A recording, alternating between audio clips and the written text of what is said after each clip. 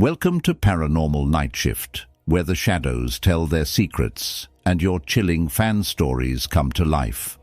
I'm your host, Gideon, guiding you through the unexplained, the eerie, and the downright hair-raising.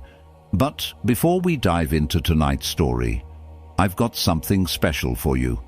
Visit paranormalnightshift.com to claim your free copy of The Birth of Dimensional Desperado, the first ebook in our Dimensional Desperado series. Discover how Buck, Shadow Sheriff Freeman's journey into time-traveling paranormal adventures begins. Don't miss out. Now let's get back to the darkness. Tonight's tale comes from one of our listeners, Brian, and it's titled The Old House. Get ready to be pulled into the unknown. This one might have you sleeping with the lights on. I can still picture the house clearly in my mind. The way the sun filtered through the old lace curtains, the creak of the wooden floorboards beneath my tiny feet, and the smell of dust mixed with something I can only describe as time itself. I was about 4 years old when my family moved into this old house in Kentucky. To me, it felt huge and mysterious, a place filled with hidden corners and possibilities.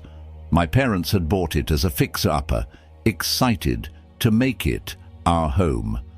And for the first week or so, that's exactly what it was, a home. I spent my days in my room, sprawled out on the floor with my favorite toys and watching Tom and Jerry on the small TV my parents had set up for me. Everything seemed normal, the kind of normal you don't think twice about when you're a child. The house creaks at night, sure, but that's just what old houses do, right? At least that's what I thought. But then it started. It was around the second week when I woke up for the first time at what I later learned was 2 or 3 a.m. I couldn't tell you what initially woke me up. Maybe a sound, maybe a shift in the air. But when my eyes fluttered open, I felt an immediate sense of wrongness. The kind that makes the hair on the back of your neck stand up. My gaze drifted to the ceiling, and that's when I saw it. My ceiling fan, the same one that spun lazily during the day, wasn't a fan anymore. The blades were twisting and warping, their edges shimmering like broken glass in the dim light. And then, right before my eyes, the center of the fan split open. It opened into a mouth, a jagged, glass-like maw lined with teeth that looked sharp enough to cut through steel. It wasn't a dream. I was wide awake, frozen in fear. The maw moved, swaying slightly as if it were studying me. It didn't make any noise, but the room was filled with a feeling so oppressive it was almost deafening. At first, it didn't do anything. It hovered above me, almost teasing, as if it were daring me to move. I'd lie there, holding my breath, too scared to scream or call for my parents. When morning came, it was gone, and I'd convinced myself it hadn't been real. But then it happened again, and again. Each night, the thing seemed to grow bolder. It would lower itself closer to me, its jagged edges shimmering as it loomed over my bed. Then the scratches and bruises started.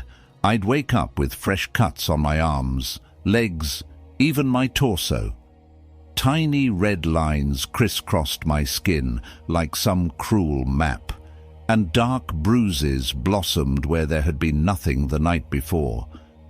I tried telling my parents, but they chalked it up to nightmares. "It's just your imagination," they'd say. "You probably scratched yourself while you were sleeping." But I knew better. I hated sleeping in that house.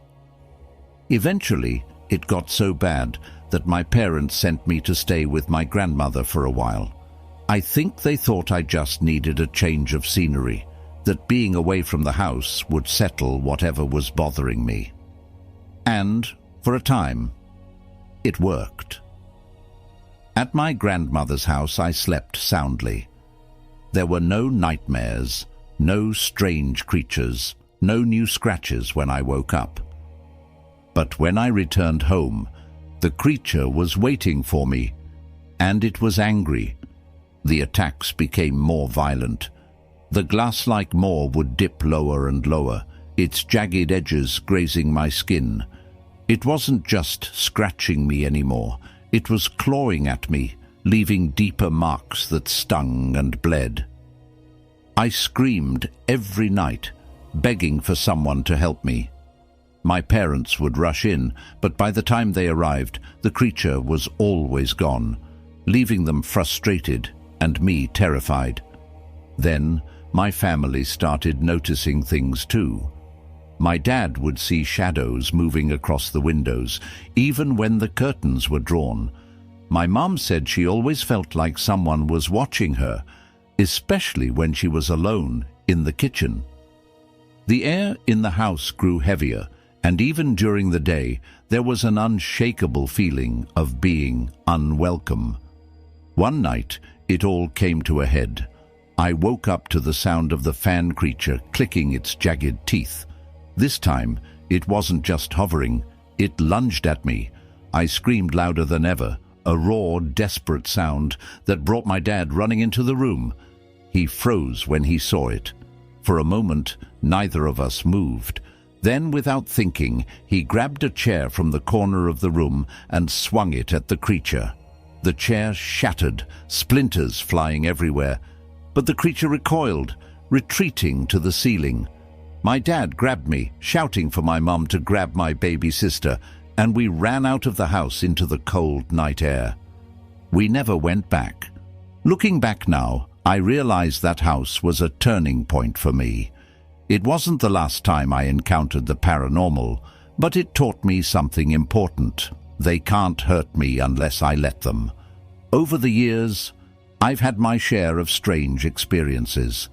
Shadows that move when they shouldn't, voices in empty rooms, objects shifting on their own. But now, I don't fear them. In a strange way, I've made peace with the unknown. Sometimes I even welcome it.